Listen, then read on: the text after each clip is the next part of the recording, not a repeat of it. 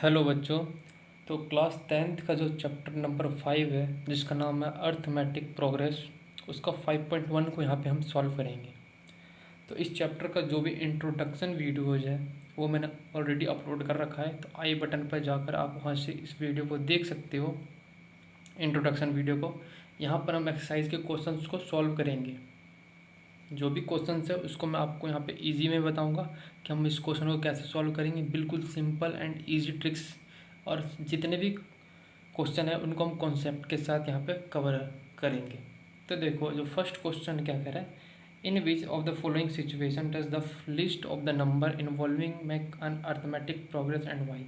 बताना है कि जो भी हमारे पास सिचुएशन है क्या वो अर्थमेटिक प्रोग्रेस को फॉलो कर रहे हैं, अगर फॉलो कर रहे हैं तो क्यों कर रहे हैं, अगर अर्थमेटिक प्रोग्रेशन नहीं है तो क्यों नहीं है। हमें इन सब बातों का यहाँ पे ध्यान देना है। तो फर्स्ट क्वेश्चन करते हैं, the taxi fare after each kilometre when the fair is 15 rupees है फॉर द फर्स्ट किलोमीटर। अगर कोई गाड़ी है मान लो या कोई टैक्सी वाला है, यदि वो 1 किलोमीटर जा रहा है स्टार्टिंग में तो वो कितना चार्ज कर रहा है, 15 रुपीज़ का फर्स्ट किलोमीटर के लिए। देन अगर आप बोलोगे कि मुझको उससे आगे जाना है तो क्या करेगा, 8 रुपये एडिशनल आपसे चार्ज लेगा। और बताना है ये सिचुएशन एक एपी क्रिएट कर रहा है या नहीं। तो देखो, मैं सबसे पहले क्या लिखूँगा यहाँ पर, जो मेरा फर्स्ट होगा टैक्सी का जो है फेयर फॉर फर्स्ट किलोमीटर के लिए कितना है, 15 रुपीज़ है। ये बात आप लोगों को समझ आई, 15 रुपीज़ है। जब मुझे सेकेंड में यहाँ पे 2 किलोमीटर जाना है तो मैं क्या करूँगा, 15 प्लस जो एडिशनल चार्ज कितना है, 8 रुपीज़। तो ये कितना हो जाएगा, जब मैं इनको ऐड करूँगा तो कितना आएगा, 23 रुपीज़। ठीक है। यदि मुझे और आगे जाना है यानी 3rd किलोमीटर के लिए जाना है तो क्या होगा, 23 प्लस 8, इसको ऐड करूँगा तो कितना आएगा मेरे पास, 31 रुपीज़ लगेगा। तो इसी तरह अगर मुझे और आगे जाना होगा तो मैं वहाँ पे 8 रुपये और ऐड करूँगा तो 39 हो जाएगा। तो हमें देखना है, तो जो हमारे पास सीरीज़ बनी है, सीरीज़ क्या बनी है हमारे पास, सीरीज़ देखो तो सबसे पहले 15, देन 23, देन 31 एंड अगेन ये ऐसे सीरीज़ बनती जाएगी। तो क्या ये एक एपी है, तो मेरा फर्स्ट टर्म क्या है 15, सेकेंड टर्म क्या है 23। तो देखते हैं यहाँ पे कॉमन डिफरेंस कितना आता है। तो देखो 23 माइनस 15 करूँगा तो यहाँ पे आएगा मेरे पास 8। देन 31 माइनस 23 करूँगा तो मेरे पास क्या आएगा, 8। तो मैं यहाँ पे क्या बता सकता हूँ ना, ये एक एपी को फॉलो कर रहा है, क्योंकि इनके जो कॉमन डिफरेंस क्या आ रहे हैं, सेम आ रहे हैं, 8 और 8। यानी मैं क्या सकता हूँ, it is an AP. Simply मैं यहाँ पे कह सकता हूँ कि जो ये सीक्वेंस है ये क्या है, एपी है। तो आई होप आप लोगों को क्वेश्चन समझ में आ गया होगा। अब हम चलते हैं अपने सेकंड क्वेश्चन पे। सेकंड क्वेश्चन कह रहा है, the amount of air present in a cylinder when the vacuum pump remove 1/4 of the air remaining in the cylinder at a time. तो मतलब मान लो कोई एक आपके पास ना सिलेंडर है, सिलेंडर टाइप का शेप है, मान लो यही जो ये पेन है एक सिलेंडर है, इसके अंदर ना कुछ एयर है, ठीक है ना। जो वैक्यूम पंप है वो एक टाइम पे 1/4 एयर को रिमूव कर रहा है। उसके बाद जो आपके पास एयर बच रहा है उसको बताना है क्या वो एक एपी होगा या नहीं होगा। तो चलो सबसे पहले करते हैं हम, यहाँ पे हमें दे नहीं रखा है तो हम सबसे पहले अज्यूम करते हैं कि मैं अज्यूम करता हूँ, लेट वॉल्यूम ऑफ सिलेंडर कितना है, 16 लीटर। ठीक है, मैंने अज्यूम कर लिया अपनी तरफ से, आप भी अज्यूम कर सकते हो, कुछ भी अज्यूम कर सकते हो। एयर रिमूव फर्स्ट अटेम्प्ट में, एयर रिमूव बाई पंप कितना क्या, 1/4 ऑफ 16 का। तो कितना होता है 1/4, सिंपली मल्टीप्लाई करेंगे, 1/4 मल्टीप्लाई बाई 16, यहाँ पे आएगा 4, यानी कि जो 4 लीटर जो आपके पास एयर होगा वो रिमूव हो जाएगा। तो कितना बचेगा आपके पास, 16 माइनस 4 करेंगे तो 12 लीटर बचेगा। ठीक है, अब अगेन दोबारा निकाला जाएगा एयर को सेकेंड अटैम्प्ट में। तो देखते हैं कितना बचता है। ये हमारा क्या था, फर्स्ट टाइम में एयर हमारे पास इतना बचा है, ठीक है ना। अब देखो सेकेंड टाइम में क्या होगा, अगेन एयर रिमूव होगा हमारा 1/4 ऑफ 12। तो क्या हो जाएगा 1/4 मल्टीप्लाई बाय 12। तो यहाँ पे हमारे पास कितना आएगा 3। तो सेकेंड टाइम कितना हमारे पास बचेगा 12 माइनस 3, तो 9 लीटर, ठीक है। देन अगेन यहाँ पे क्या करेगा, यहाँ जो हमारा वैक्यूम है, वैक्यूम पंप है, वो अगेन एयर निकालेगा। उसके बाद हम देखते हैं कि हमारे पास कितना एयर यहाँ पे लेफ्ट बचता है। तो देखो सबसे पहले क्या था 16, फिर 12, फिर 9। तो हमें 3 सीक्वेंस यहीं पे मिल गए। तो हमारी सीरीज़ जो बनी है, सीरीज़ क्या बनी हमारे पास,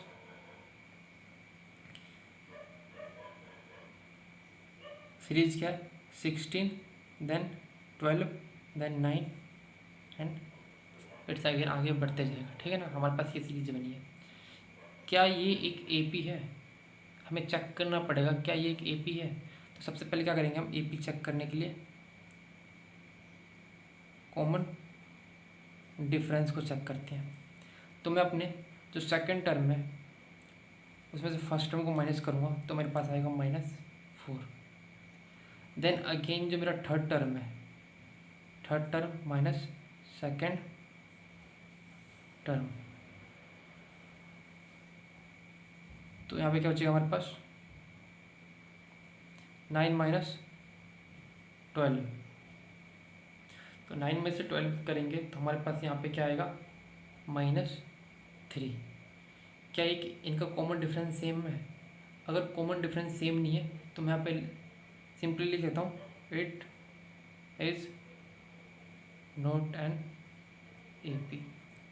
तो ये क्वेश्चन हमारे पास इतना ही था। आई होप आप लोगों को समझ में आ गया होगा। अब हम अपने चलते हैं थर्ड क्वेश्चन पर। थर्ड क्वेश्चन क्या कह रहा है, the cost of digging a well after every metre of digging when it's cost 150। मतलब कह रहा है कि मान लो कोई कुआं जिसे हम खोद रहे हैं, अगर स्टार्टिंग में 1 मीटर खोद रहे हैं फर्स्ट लेयर को, मान लो ये कुआं पर खोदना है, तो जो फर्स्ट लेयर खोद रहे हैं ना मैं यहाँ पे मान लो, तो उसका चार्ज कितना है 150। देन आफ्टर उसके बाद हम अगर 1 भी मीटर को अगर और वहाँ पे खोदना है या डिगिंग करनी है तो उसका चार्ज क्या होगा 50 एडिशनल चार्ज। तो बताओ अगर मैं यहाँ पे अगर मैं एक एपी क्रिएट कर दूँ, यदि मैंने पहले फर्स्ट मीटर के लिए इतना चार्ज किया, सेकंड मीटर के लिए इतने प्लस इतना, थर्ड मीटर के लिए देन इतना प्लस इतना, तो यहाँ पे दिख रहा है कि हाँ मुझे एक एपी मिलेगा। तो इसको सॉल्व करते हैं कि सॉल्व कैसे करना है। तो देखो यहाँ पे आपको लिखना पड़ेगा कोस्ट ऑफ फर्स्ट मीटर कितना है 150, कोस्ट ऑफ सेकेंड मीटर के लिए कितना हो जाएगा हमारे पास 150 प्लस 50 यानी कि 200, ठीक है। आई होप आप लोगों को समझ में आया। देन अगेन थर्ड मीटर के लिए देखेंगे तो कितना जाएगा 200 प्लस 50, तो 250 रुपीज़। हमें दिख रहा है कि ये एपी क्रिएट हो रहा है। अगर मैं यहाँ पे अपनी सीरीज़ को देखूँ तो सीरीज़ क्या बनी मेरे पास 150, 200, 250, ऐसे बनते जाएगा 300, 350। तो ये एक एपी क्रिएट हो रहा है यहाँ पर, यदि हम ध्यान से देखें तो। अगर हम बात कर लेते हैं कि एपी कैसे क्रिएट हो रहा है, तो मैं यहाँ पे कॉमन डिफरेंस देख लेता हूँ डी। तो क्या करूँगा मैं, कॉमन डिफरेंस क्या बनेगा हमारे पास, जो सेकंड टर्म है माइनस फर्स्ट टर्म करूँगा, तो हमारे पास सेकंड टर्म क्या है 200 माइनस 150, तो हमारे पास क्या बचेगा यहाँ पे 50। Then third term minus second term, तो क्या है यहाँ पे 250 माइनस 200, तो हमारे पास क्या है यहाँ पे 50। तो कॉमन डिफरेंस आपको दिख रहा होगा यहाँ पे हमारे पास सेम है 50-50 आ रहा है। तो मैं लिख सकता हूँ 8 इज़ एन AP। ये हमारे पास क्या है, एक AP है। तो आई होप आप लोगों को समझ में आ गया होगा इस क्वेश्चन को हमने कैसे सॉल्व किया है। अब हम चलते हैं अपने फोर्थ क्वेश्चन पे। फोर्थ क्वेश्चन देखो, the amount of money in account every year when, यहाँ पे क्या हमारे पास 10,000 is deposit eight compound interest eight 8% per annum. बता रहे हैं कि अगर हमारे पास एक बैंक है या एक अकाउंट है जहाँ पर मैंने इतने पैसे को डिपॉजिट कर रखा है, किस पे, कंपाउंड इंटरेस्ट पर 8% के हिसाब से, तो पर एनम है। तो बताना पड़ेगा कि जो एनम हमारा बढ़ेगा, जो भी हमारा कंपाउंड इंटरेस्ट इस पर लगेगा, क्या वो एक AP का फॉर्म होगा, हमें चेक करना है होगा या नहीं होगा। तो कंपाउंड इंटरेस्ट का आपको फॉर्मूला याद होना चाहिए, जो हम 8th क्लास या 9th क्लास में पढ़ते हैं। कंपाउंड इंटरेस्ट होता क्या है, तो लिख देता हूँ। इसका फॉर्मूला क्या होता है, अमाउंट इज इक्वल टू में प्रिंसिपल, ब्रैकेट के अंदर हम करते हैं 1 प्लस रेट अपॉन में 100, और यहाँ पे हम लिखते हैं टाइम। ठीक है, तो इसके हिसाब से हम देख लेंगे। यहाँ पे पहले फर्स्ट ईयर के लिए देखेंगे, फिर सेकेंड ईयर के लिए, फिर थर्ड ईयर के लिए। देन हम उसका कॉमन डिफरेंस निकालेंगे और हम चेक करेंगे कि जो कॉमन डिफरेंस है सेम है या नहीं है। अगर कॉमन डिफरेंस सेम होगा तो वो एक AP होगा, अदरवाइज वो एक AP नहीं होगा। तो आई होप आप लोगों को यहाँ पे समझ में आ गया होगा। तो चलो सॉल्व करते हैं पहले फर्स्ट ईयर के लिए। फर्स्ट ईयर के लिए जब मैं सॉल्व करूँगा तो मेरे पास जो अमाउंट है, अगर मैं प्रिंसिपल की बात करूँ तो प्रिंसिपल मुझे यहाँ पे गिवन है, कितना है, 10,000। तो मैं यहाँ पर लिख देता हूँ आपके पास जो हमारे पास अमाउंट गिवन है, कितना है, 10,000। ठीक है ना, इतना हमारे पास गिवन है। तो फर्स्ट ईयर के लिए प्रिंसिपल में आप लगाता हूँ, कितना अमाउंट है, 10,000, 1 प्लस रेट कितना होगा, 8% अपॉन में 100, टाइम क्या है, 1। जब मैं इनको सॉल्व करूँगा तो यहाँ पे क्या होगा हमारे पास, 10,000 मल्टीप्लाई बाय, यहाँ पे एलसीएम लेंगे। इसका एलसीएम कैसे लेते हैं वो भी मैंने आपको प्रीवियस वीडियो में बता रखा है। तो यहाँ पे हम लेंगे 1, इनका एलसीएम लेंगे, आएगा 100, ऊपर क्या आएगा 108, 20 से 20 कट गया, इसका सिंपली मल्टीप्लाई करेंगे तो यहाँ पे आएगा 10800। ठीक है, तो ये हमारा आ गया फर्स्ट ईयर के लिए। देन हम यहाँ पे सेकेंड ईयर के लिए देख लेते हैं क्या होगा। तो सेकेंड ईयर के लिए भी हम सॉल्व करेंगे। तो सेकेंड ईयर के लिए जो हमारा अमाउंट होगा सेम होगा, 1 प्लस 8 अपॉन में 100, और यहाँ पे 2। ठीक है, क्योंकि 2 क्या क्यों लगाया, क्योंकि हमारे पास सेकेंड ईयर का कंपाउंड इंटरेस्ट यहाँ पर हम चेक करेंगे। तो देन हम इसको सॉल्व करेंगे, जो ऊपर वाली वैल्यू है सेम, बस डिफरेंस क्या होगा, तो यहाँ पे पावर लग जाएगा हमारे पास 2 पावर लग जाएगा। तो इसको हम 2 बार लिख के सॉल्व करेंगे। तो सिंपली मैं यहाँ पे आपको आंसर लिख देता हूँ, आप इसको सॉल्व करोगे तो आपके पास आएगा 11,664। ठीक है, देन मैं थर्ड ईयर के लिए चेक करूँगा। यहाँ पे हमें 3 सीरीज़ कम से कम बनानी पड़ेगी चेक करने के लिए क्या ये एक AP है या नहीं।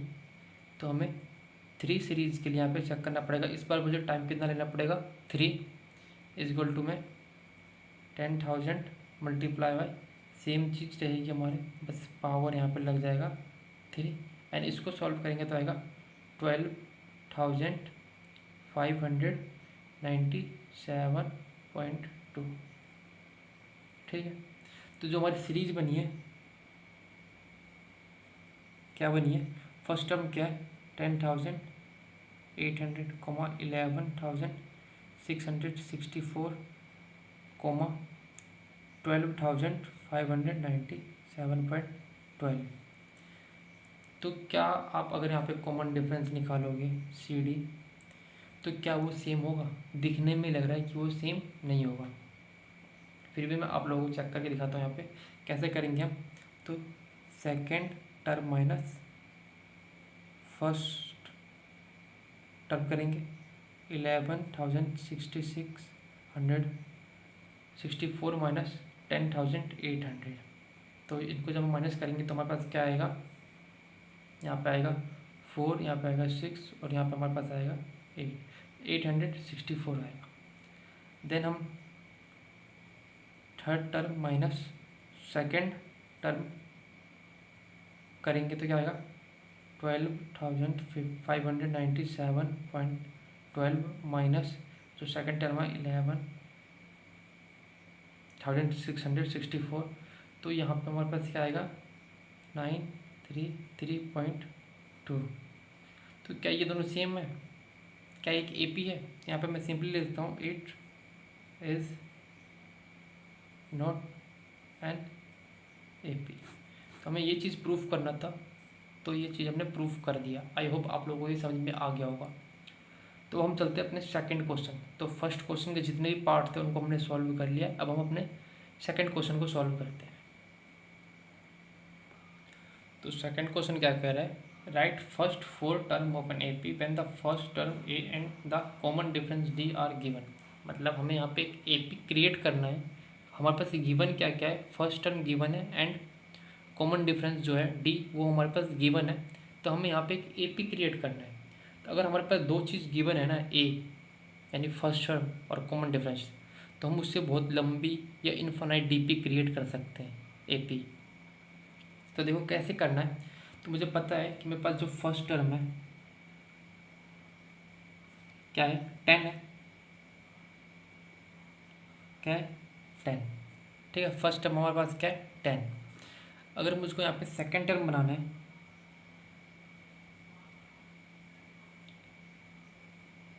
तो क्या होगा, फर्स्ट टर्म प्लस डी मतलब कॉमन डिफरेंस, उनको ऐड करूँगा तो फर्स्ट टर्म क्या है 10, कॉमन डिफरेंस कितना है 10, तो मेरे पास आएगा 20। ठीक है, 20 मेरे पास क्या आया, सेकंड टर्म आया। क्या है 20 सेकंड टर्म। देन मुझे थर्ड टर्म बताना है, थर्ड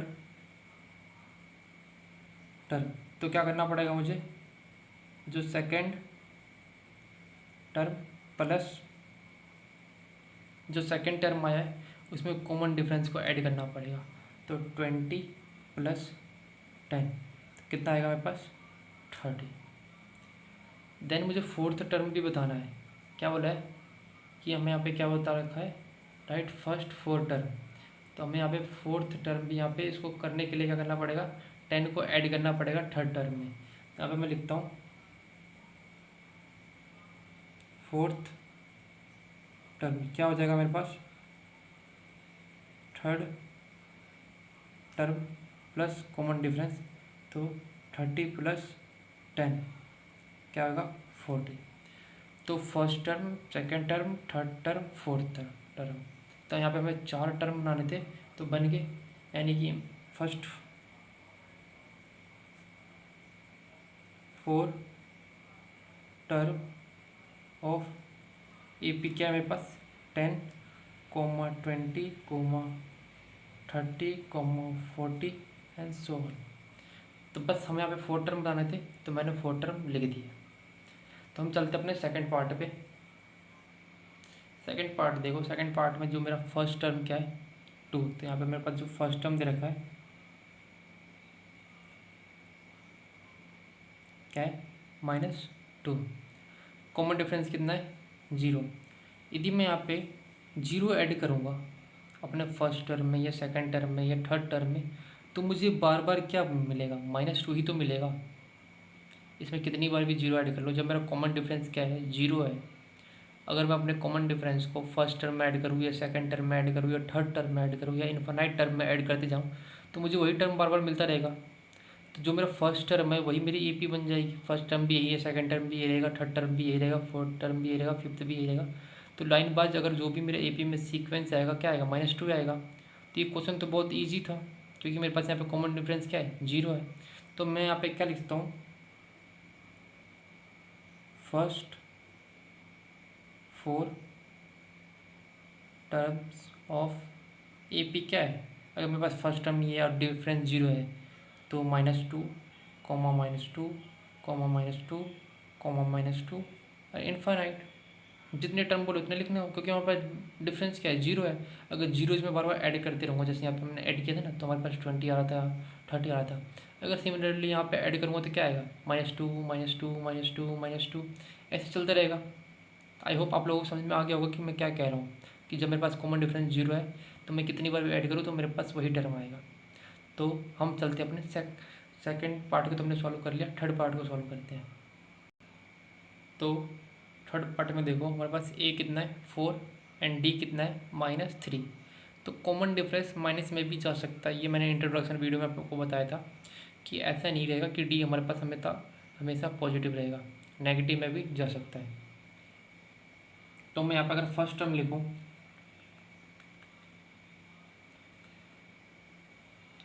तो मेरे पास फर्स्ट टर्म कितना है 4 है। क्या है, मेरे पास फर्स्ट टर्म 4 है और कॉमन डिफरेंस -3 है। तो यहाँ से मैं सेकेंड टर्म निकालता हूँ।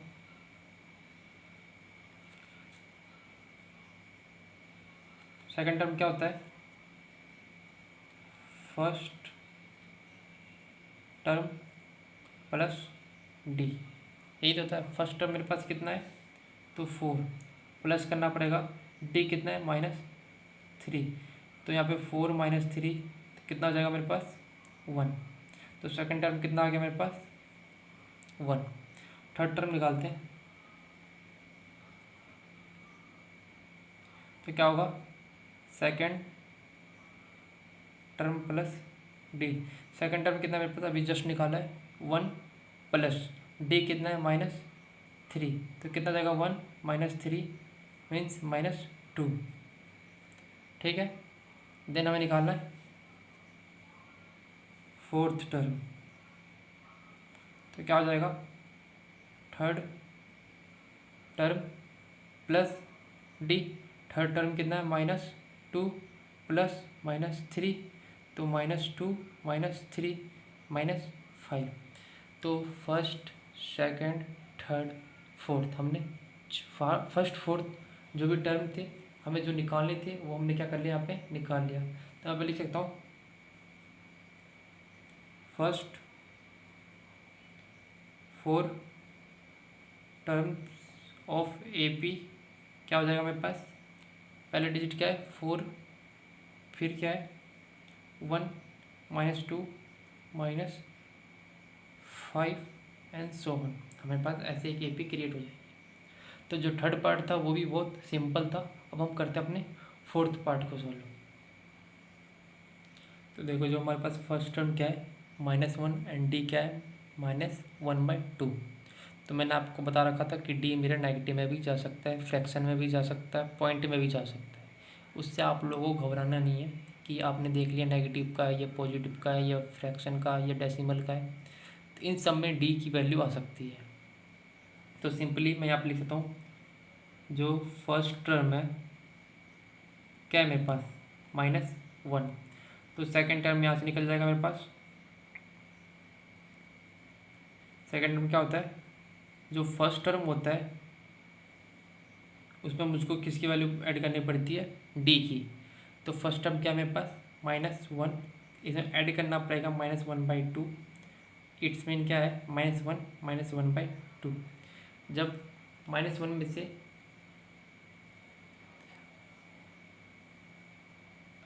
सॉरी यहाँ पे जो डी की वैल्यू मेरे पास प्लस है, प्लस में, नेगेटिव में नहीं है, तो मुझे यहाँ पे ऐड करना पड़ेगा। इसको जब मैं सॉल्व करूँगा -1 में से 1/2 हटाऊँगा तो मेरे पास क्या वैल्यू आएगी, माइनस का 1/2। ठीक है ना, एक सिली मिस्टेक हो गया, मैंने इसको नेगेटिव का ले लिया था बट ये पॉजिटिव का रहेगा। ये पॉजिटिव का रहेगा तो इसमें यहाँ पे ऐड करूँगा। इसको सॉल्व करने पे क्या आएगा मेरा second term -1/2। Then third term क्या है,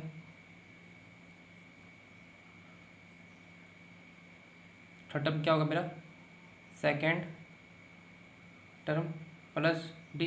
सेकेंड टर्म क्या है -1/2, प्लस करना पड़ेगा 1/2 को।